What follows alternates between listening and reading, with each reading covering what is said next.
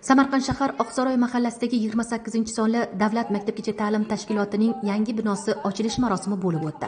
Tadbirda keng jamoatchilik, shahar va mahalla faollari hamda hamkor tashkilot rahbarlari ishtirok etishdi. Samarqand shahrida bugungi kunda 357 ta maktabgacha ta'lim tashkilotlari mavjud bo'lib, ularning 100 tasi davlat, 3 tasi boshqa tashkilotga qarashli, 45 tasi nodavlat, 3 ta davlat xususiy sherikchilik va 206 tasi oilaviy maktabgacha ta'lim tashkilotlaridir. Ushbu ta'lim maskanlarida 30 ming nafardan ortiq 3-7 yoshli bolalar tarbiyalanadi. Ushbu davlat maktabgacha ta'lim tashkiloti ish faoliyatini boshlash hisobiga hududdagi 120 nafar 3-7 yoshli bolalarni qamrab olish imkoniyati yaratildi. Ta'kidlash joizki, O'zbekiston Respublikasi Prezidentining 2023-yil 25-dekabrdagi 2024-2026 yillarda O'zbekiston Respublikasining ijtimoiy va ishlab chiqarish infratuzilmasini rivojlantirish chora-tadbirlari to'g'risidagi 404-sonli qarori asosida bugungi kunda Samarqand shahrida investitsiya dasturi asosida rekonstruksiya qilingan maktabgacha ta'lim tashkilotlari soni 3 tani tashkil etib,